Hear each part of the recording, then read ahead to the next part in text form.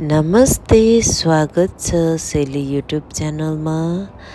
आज चाहिँ क्याम्पिङको भिडियो लिएर आइरहेछु तपाईँहरूको सामु। तपाईँहरू पनि क्याम्पिङ जाने सोचमा हुनुहुन्छ भने पुयो क्याम्पिङ जानुहोला। यो धेरै राम्रो र जानलाई धेरै सजिलो ठाउँ छ।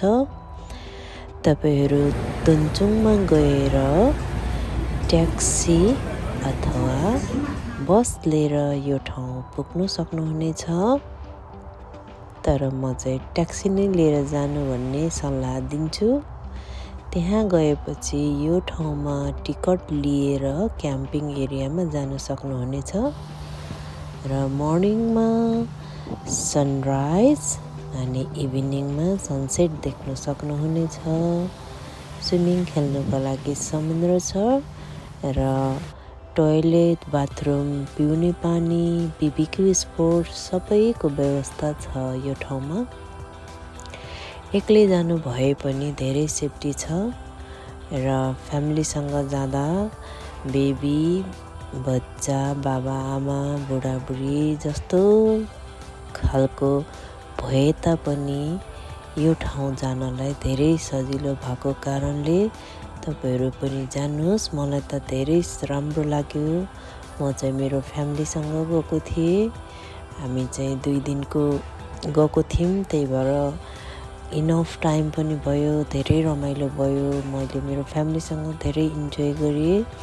त्यही भएर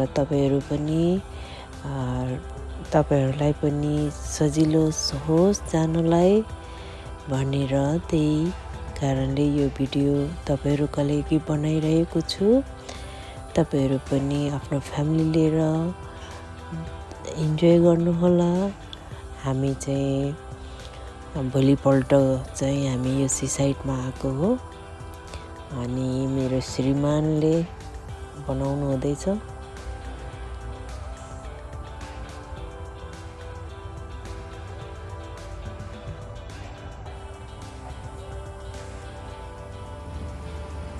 अब चाहिँ हामीले बनाइसकेर श्रीमान श्रीमती गफ गर्दै गरेको अवस्था।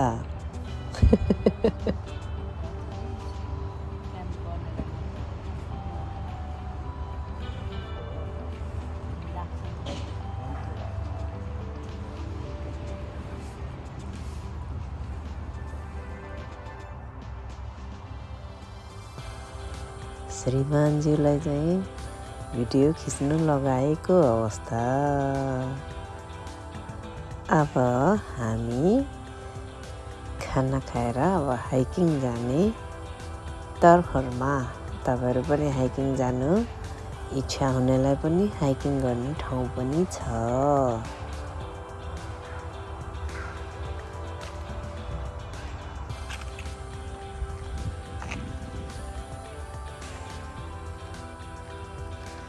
हामी त हाइकिङ हिँडेको। अनि यहाँ रेस्टुरेन्टहरू पनि छ।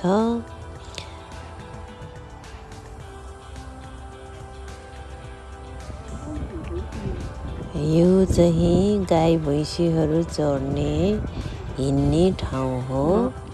गाई भैँसी भएको कारणले होसियार पनि रहनु पर्ने हुँदो रहेछ। यहाँ अहिले चाहिँ भैँसीहरू फाइट गरिरहेको भेट्यो। धेरै रिफ्रेस भयो। मलाई चाहिँ साह्रै मन पर्यो। होइन त्यो हाल खेलेको भन्छ त्यसलाई। ऊ अर्को आयो फेरि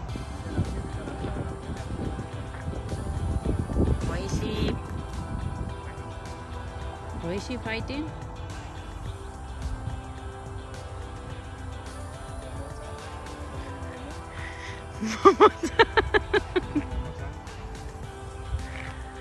भैँसी फेरि फाइटिङ है। तपाईहरू पनि आफ्नो फ्यामिली लगेर जानुहोला, रिफ्रेसिङ हुनुहोला र यस्तै अरू भिडियोहरू पनि फेरि म बनाएर आउने छु। तपाईहरूले यहाँसम्म भिडियो हेरी साथ दिनुभएकोमा धेरै धेरै धन्यवाद। अब अर्को भिडियोमा फेरि भेटौँला।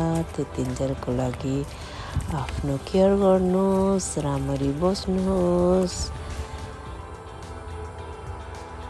बाई बाई, धन्यवाद। मन पर्यो भने सेयर, लाइक एन्ड सब्सक्राइब गरिदिनु होला। धन्यवाद।